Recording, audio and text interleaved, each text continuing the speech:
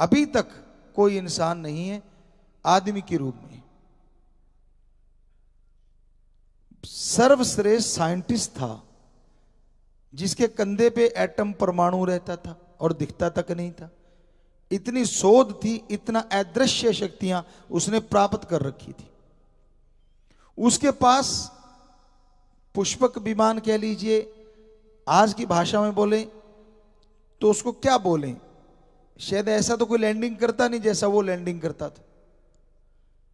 चलो हवाई जहाज या जहाज कह देते हैं समझाने के लिए।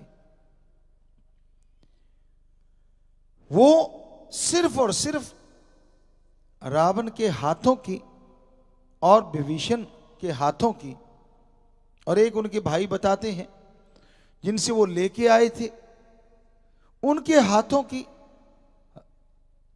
पकड़ से और उनकी प्लस रेट से, उनकी सोच से ही उड़ता था। जैसे वो हाथ रखते थे और अंदर दिमाग में सोच की कि इतना किलोमीटर ऊपर जाना चाहिए, वो उतने किलोमीटर ऊपर जाता था। कि भाई इतने माइल्स, इतने कोस की स्पीड होनी चाहिए, उतनी ही स्पीड पकड़ता था। आज के रोबो क्या ऐसा नहीं कर रहे? क्या आप ही फन्ने का है? आपसे पहले कोई जिंदा नहीं हुआ दुनिया में विज्ञान को मानने वाला? क्या कर लिया आपने? एक रोबो सुपर कंप्यूटर बना लिए हैं। तो अगर आपके अकॉर्डिंग कंप्यूटर आदमियों की तरह काम करने लगे हैं, तो क्या आपसे पहले ऐसा कोई नहीं हो सकता जिसने इतनी साधना कर ली हो, विज्ञान को इतना पा लिया हो कि विमान उसकी वो प्लस रेट से, उसकी थॉट से चलता था? हो सकता है आज भी आने वाले टाइम में ऐसा कुछ हो जाए, पर अभी तक तो हुआ नहीं। कितना बड़ा साइंटिस्ट था वो। और आज तक किसी में ऐसा गुण नहीं आया। चंद्रमा की रोशनी से भी वो काम लेता था, पूरी लंका जगमगाती थी। सूरज की रोशनी, सौर ऊर्जा उस टाइमों में भी उसके पास थी। जब चाहे बरसात करवाता था, यहां चाहे बरसात करवा लेता था। और वो जहाज की चर्चा कर रहे थे, कहीं भी लैंड करवा लेता था। उसके लिए हेलीपैड नहीं बनाने पड़ते थे। तो गजब था ना वो। चलो अभी तो उसके थोड़े से गुण बताए हैं। बहुत भक्ति में अव्वल था।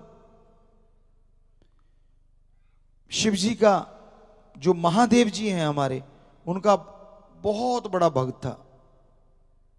बहुत वरदान थे उनके पास। तो ये थोड़ी सी बात, इतनी में एक भी बात आप में हो, चलो माना थोड़ा सा अहंकार आ सकता है। अगर नहीं है तो फिर किस बात का अहंकार? उसने भी किया कि मैं मौत को भी हरा दूंगा, क्योंकि बाकी चीजें वो जीत चुका था। क्योंकि उसको लगा मेरी नाभि में अमृत का कुआं है। यहां तक कि उसकी लाइफ का जो चक्र था वो खत्म नहीं होने वाला था। श्वासों पे नियंत्रण कर लिया था, लेकिन वो श्वास थे तो ना उतने जितने लिखे हुए थे। पर उसको लगता था मैं अमृत मेरे अंदर है, नाभि में है, इसको प्रयोग करके मैं भक्ति के द्वारा कभी नहीं मरूंगा, तो मौत से भी टक्कर ले लूंगा। इसी अहंकार में उसने सीता माता को उठाया। और फिर आप जानते हैं कि लखपूत सवा लख नाती, तै रावण घर दिया न बाती। क्या है ऐसा आप में जो अहंकार कर रहे हो?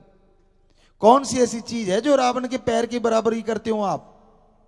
चंद नोट आ गए, चंद पैसे आ गए, थोड़ी ऐश कर ली, और चार लोगों ने राम अच्छा जी, ये नहीं सोचा कि मेरे को नमस्कार क्यों होती है। सोचा नहीं, बस कहता अच्छा मेरे में कुछ स्पेशल हो गया। अरे भाई कभी शीशे में मुंह देखना, खुद ना डर जाना कहीं देख के, बुरा ना मनाना भाई। कई सज्जन ऐसे भी होते हैं, उनको भी लगता है कि नहीं मेरे में कुछ अलग है। 10 लोग नमस्कार, अलग हो गया कोई रुतबा, अलग हो गया अगर आप ऑफिसर हैं, अलग हो गया कोई राज पहुंचे, तो थोड़ा सा लोग मिलने जुलने ज्यादा लगते हैं। कोई पीर फकीर है उसको भी सलामें होने लगती हैं।